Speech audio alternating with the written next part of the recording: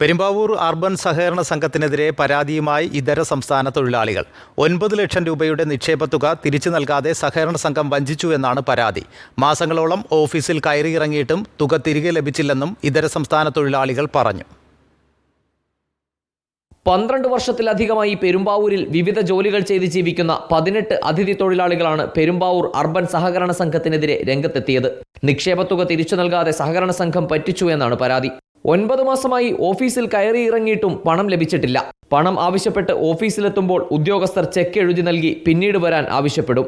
ഇത്തരത്തിൽ എഴുതി നൽകിയ 25,000 മുതൽ 2.25 ലക്ഷം രൂപ വരെയുള്ള ചെക്കുകൾ ഇവരുടെ കൈവശമുണ്ട്. സഹകരണ സംഘത്തിന്റെ ഓഫീസിൽ നിന്ന് പറയുന്ന ദിവസം ചെന്നാലും പണം ലഭിക്കാറില്ല എന്നും തൊഴിലാളികൾ. പൈസ ചോദിക്കാൻ പോയില്ലെങ്കിൽ ബാങ്കിലെ മാനേജറാന്ന് പറയും, പോയിട്ട് അങ്ങനെ പോലെ ചെക്ക് തരും, എങ്ങനെ പോലെ ചെക്ക് തരും. ചെക്ക് തന്നുമ്പോ പിന്നെ ഒരു ഡേറ്റ് തരും, പിന്നെ ആ ഡേറ്റിൽ പോലെങ്കിൽ പൈസ കിട്ടാനുള്ള. പെരുമ്പാവൂരിൽ മൊബൈൽ ഷോപ്പുകളും ബാർബർ ഷോപ്പുകളും ചായക്കടകളും നടത്തുന്നവരാണ് തട്ടിപ്പിനിരയായ അതിഥി തൊഴിലാളികൾ. ദിവസവും 100-200 രൂപ വെച്ച് നിക്ഷേപിച്ച തുകയാണ് സഹകരണ സംഘം തിരിച്ചു നൽകാതെ പറ്റിച്ചത്. വർഷങ്ങളോളം പണിയെടുത്തു സമ്പാദിച്ച തങ്ങളുടെ നിക്ഷേപത്തുക എത്രയും പെട്ടെന്ന് തിരിച്ചു നൽകണമെന്നാണ് ഇവരുടെ ആവശ്യം. Reporter Ali Akbar Shah, in reporter, Kochi.